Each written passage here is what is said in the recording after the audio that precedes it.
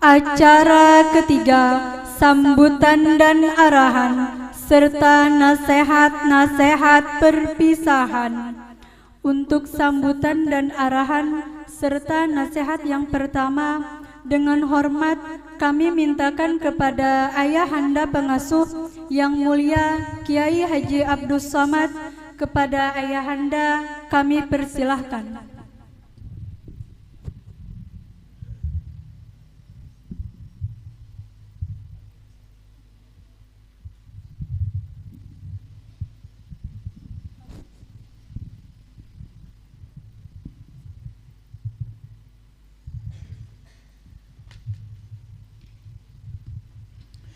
Assalamualaikum warahmatullahi taala wabarakatuh.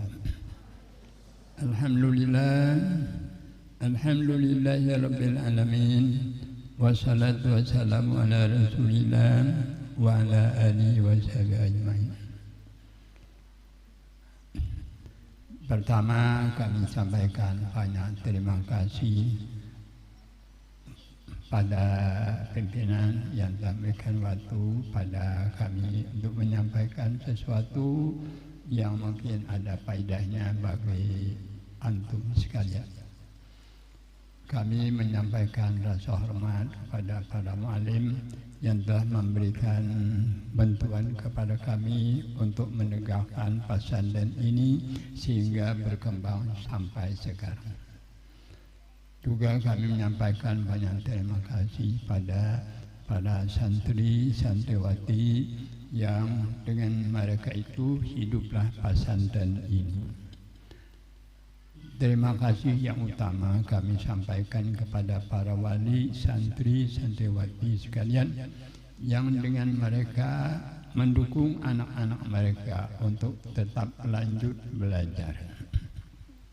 Tanpa mereka akan lumpuh total, tidak akan dapat bergerak. Para hadirin sekalian, hari ini hari akhir dari yang dapat kami berikan kepada para santriwati sekalian, karena tiap-tiap sesuatu ada puncaknya, ada akhir daripadanya. Dan inilah akhir yang dapat kami sampaikan kepada para santriwati kami yang mondok di pesantren ini.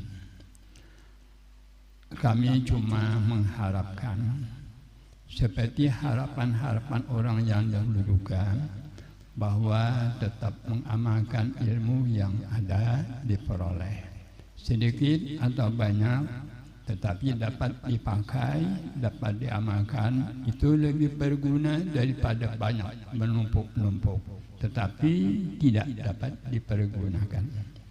Kita punya baju satu tetapi kita pakai sehari-hari akan lebih bermanfaat daripada yang banyak bertumpuk di lemari berpuluh-puluh.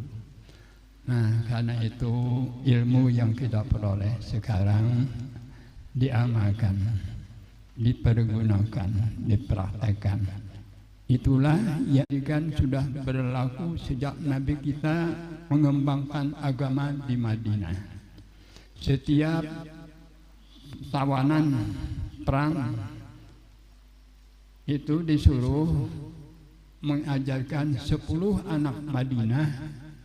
Kalau mereka dapat mengajarkan, dapat membaca, dapat menulis, maka tawanan perang itu dapat dibebaskan. Jadi satu tawanan perang mengajar 10 anak Madinah untuk membaca, menulis. Nah, itulah syarat yang ditentukan untuk mereka bebas dari tawanan. Selain daripada itu ada juga tebusan-tebusan lain. Tetapi bagi mereka yang dapat membaca, menulis, mengajar anak Madinah 10 orang, itulah syarat untuk kebebasan. Jadi pendidikan itu sudah dimulai dari awal Islam. Nah, jadi kita sekarang jatuhnya melanjutkan cita-cita orang dahulu, mengekalkan agama. Kita belajar, kita mengekalkan agama. Tetapi yang utama yang kita peroleh adalah diamalkan.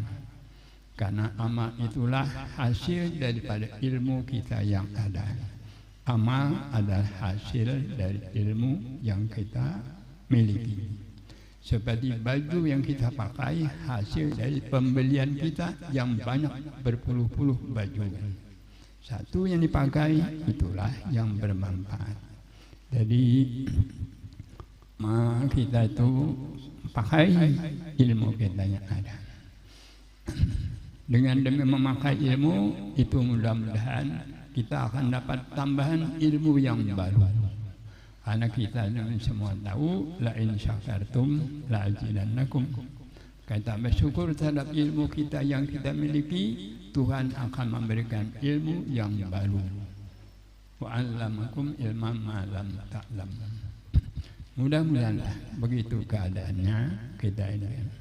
Cuma yang kita manusia ini yang setelah selesai dari pelajaran sini, seperti juga yang suka dalam sejarah pendidikan, itu biasanya ada yang lanjut ke sekolah lain. Alhamdulillah dapat menambah ilmu, tetapi ada juga yang harus pulang kampung. Nah, maka bagi mereka itu semua yang lanjut sekolah atau yang pulang kampung, yang utama dari kami adalah seperti yang dipraktekkan dalam pesan ini, setiap sesudah zuhur membaca Quran. Karena itu yang kami harap pada santri, santriwati, itu setiap hari baca Quran. Ada membaca Quran. Kalau satu lembar satu hari, 1 tahun insya Allah selesai tamat. Kalau dapat sebulan 1 juz, 2 dan 1 bulan 1 hari 1 juz, 1 bulan khatam. Setahun 12 khatam.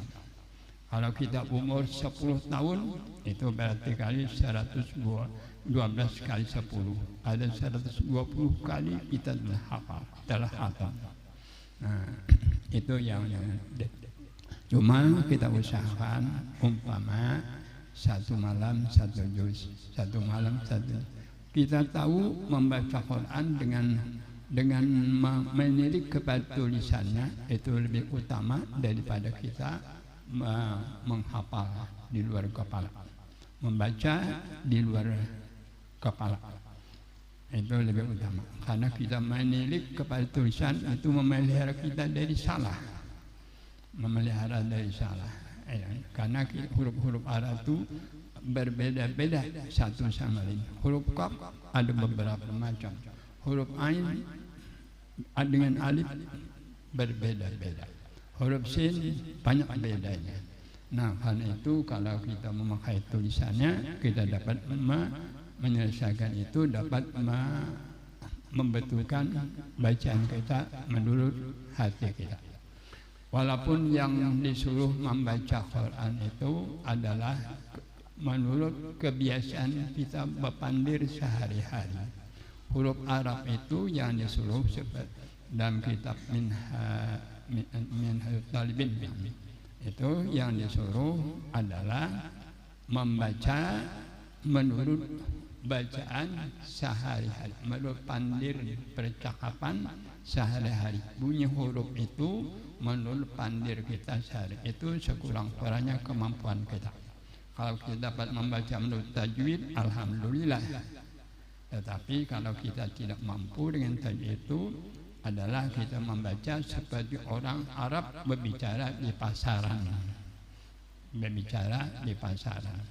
Tidak punya kalah. Tidak ada. Itu yang kita. Jadinya kalau kita membaca sekurang-kurangnya tadi menurut percakapan sehari-hari. Alhamdulillah, cuma kita itu membaca. Karena itulah pedoman hidup kita ini kan. Pedoman hidup kita adalah Al-Quran.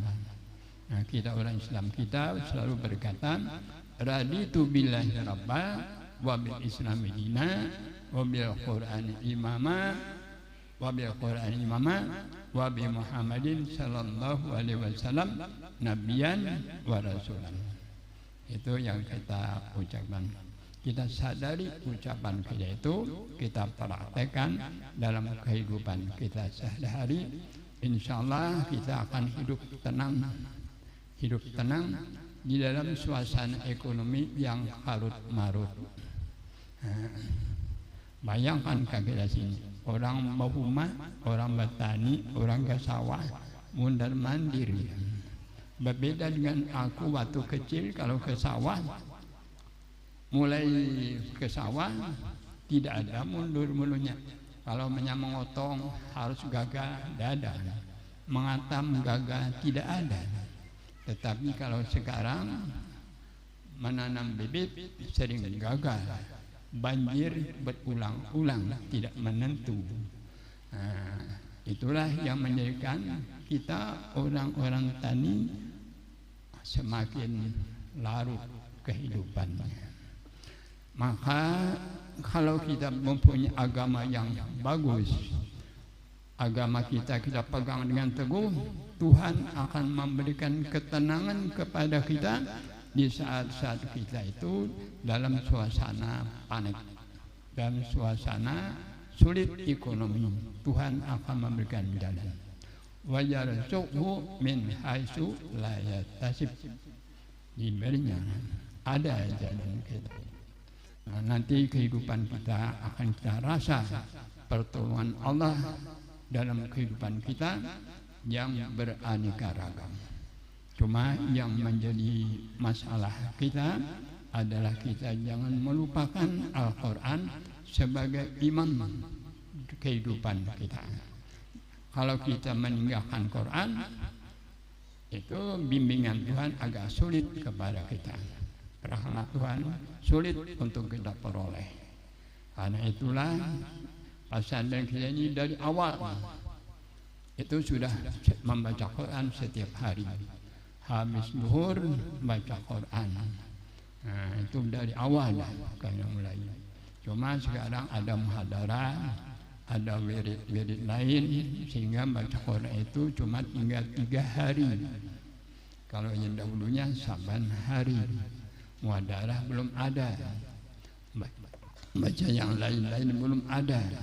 Yang terbaca adalah baca Quran setiap hari.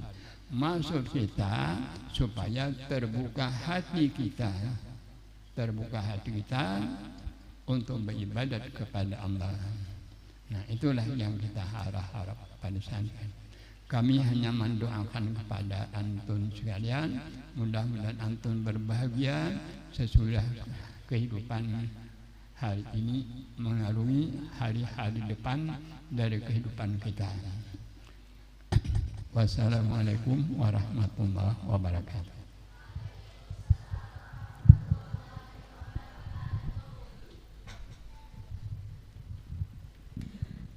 Terima kasih kami ucapkan kepada Ayahanda Pengasuh atas sambutan dan arahan serta nasihat-nasihat yang tadi telah